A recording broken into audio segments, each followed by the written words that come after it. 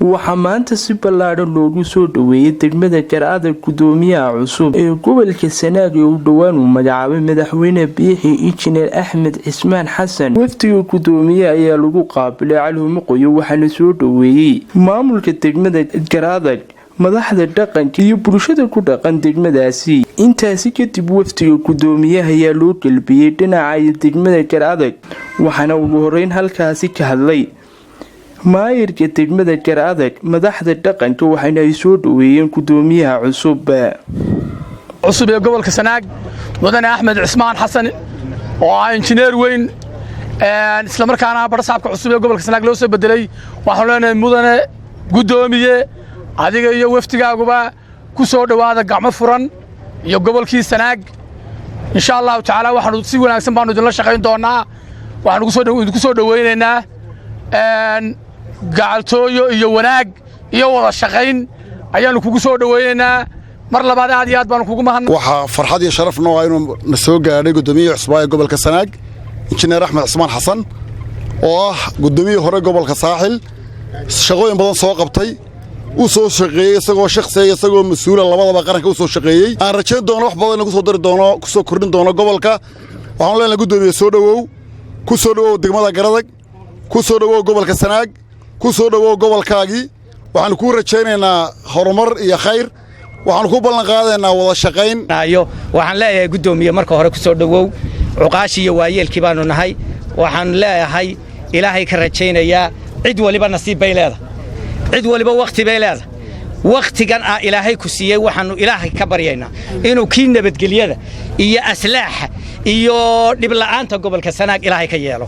ilaahay saasaan ka baryaynaa insha Allah. waxaan leenahay annaguna haddaanu waayeelkii nahay iyo cuqaashi gobolka iyo degmadan aad iyo aad baan kula shaqeynaa. markuu sida la sheegay waa gobol Sanaag, waa degmadii ugu baalaysay Garcada galbeed ugu xigtay. waxaan Gudoomiyaha waxaanu kaga hortagnay degmada ugu baalaysa tuulada ugu baalaysa degmada Garcada gobolka Sanaag. Gudoomiyaha waanu ku soo dhaweynaynaa adiga iyo waftidaada gobolka Sanaag baanu ugu soo dhaweynaynaa, degmada Garcada baanu kugu soo dhaweynaynaa, waan kula shaqeynaynaa. uqaashiban waxaanu diyaar u nahay wixii hawla iyo wixii dhiba ka hor yimaada inaanu wax kala qabanno, adiguna wax nagala qabo. wixii aanu u baahanahay xasaasiyadna hoos baynu ka wada hadli. runtii Gudoomiyaha cusub aanu idin wadnaay horta waa Gudoomiye waqti badan soo shaqeeyay, wasaaradda maaliyadda shaqada ka soo bilaabay. wuxuu ahaa isuduwihii cashuuraha bariga ee maaliyadda ee degmada Boorama ninkii hirgeliyay wey. barsaabkii Saaxil wey. kullay waad ka dhirigsantihiin inta aydan ka aqoonno waad ka baran doontaa. ayaad u mahadsantihiin. soo dhaweyntina hadal badan uga baana ku soo dhawow gobolkaagii ayaan leeyahay barsaabka injineerka.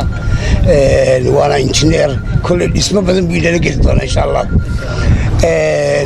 dib u dhiska gobolka aad buu ka qayb qaadan doonaa insha Allah. waan soo dhaweynaa midacna wala taagay hadalkana waa yeelkii baa dhameeyay.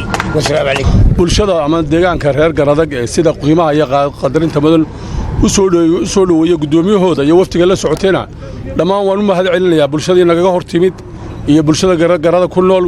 Gudoomiye degmadan aynu ka bilownay maanta soo galista gobolka waa degmada Garcada, waa degmo aad u ballaaran, xadluleedkoodu aad u badan yahay. degmooyinka hadda ugu badan ugu degan xagga nabadgelyada ayay ka mid tahay. waxgaradkoodii halka ku dhawaaqay waxaanu la shaqeyn doonaa Gudoomiyaha gobolka. waxaan leeyahay ficilkana raaciya. injineer Axmed Cismaan Xasan Gudoomiyaha cusub ee gobolka Sanaag ayaa ka mahad celiyay soo dhaweynta ballaaran. waxaan marka hore aad idinka mahad celinayaa soo dhaweyntii ballaarneyd ee aad noo samaysteen reer Garcada. soo dhaweynta waan idinka gudoonay. soo dhaweyntaasi waxaan jecelahay sida aad noo soo dhaweyseen wada shaqeynteenu inay joogto ahaato. waxaan idinka rajaynayaa wada shaqeyn insha Allah taad ballan qaadeen inaynu fulino. kulli hadalku uu noo dambeyn doonaa reer Garcada waan isku ogaano. odaygu wuxuu yiri wax yar oo kale hoos baan oran doonaa, waxa hoos loo oranayna hoos wala isku oran doonaa. assalaamu calaykum warahmatullahi. dhinaca kalena waftiga Gudoomiyaha cusub ee gobolka Sanaag ayaa geligii dambe maanta gaaray degmada Weyn waxaana halkaasi ay kala kulmeen soo dhaweyn aad u diiran. waxaana halkaasi ku soo dhaweeyay maamulka degmada Weyn, madaxda dhaqanka iyo waxgarad iyo mas'uuliyiin.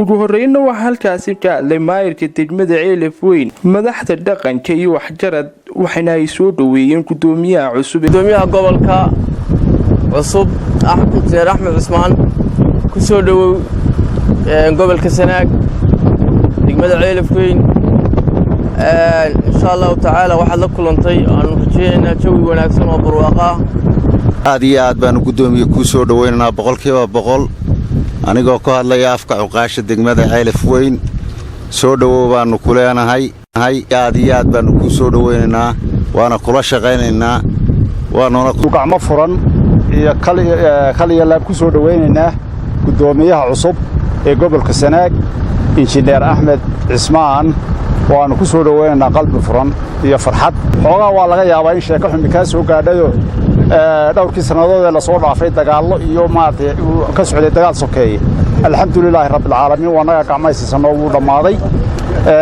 waxaan ku rajaynaynaa nasiib wanaagsan inaad u yeelato inaad dhinaca horumarka oo kaliya ka shaqeysay wax dhibaato iyo wax shaqo aan la kulmin injineer Axmed Cismaan Xasan gudoomiyaha cusub ee gobolka Sanaag ayaa ka mahad celiyay soo dhaweynta ballaaran ee loo sameeyay reer Weyn aad iyo aad baan idinka gudoomay soo dhaweyntiina waan idinka mahad celinaynaa adiga iyo cuqaasha iyo waxgaradka iyo dhamaanba reer Weyn waana maxaan ku raahday waana soo dhaweyn taariikhi oo aan dareemi karo mar labaad waxaad noogu bishaaraysay wixii maxaan ku dhagaay ku dhacay inaad waxba kama jiraan nabad ku soo dhawow iyo horumar balanteenu taasay noqon doontaa insha Allah horumar baana inoo balana Cabdirsaaq Umar Macadawliyo telefishinka codka bariga Afrika degmada Weyn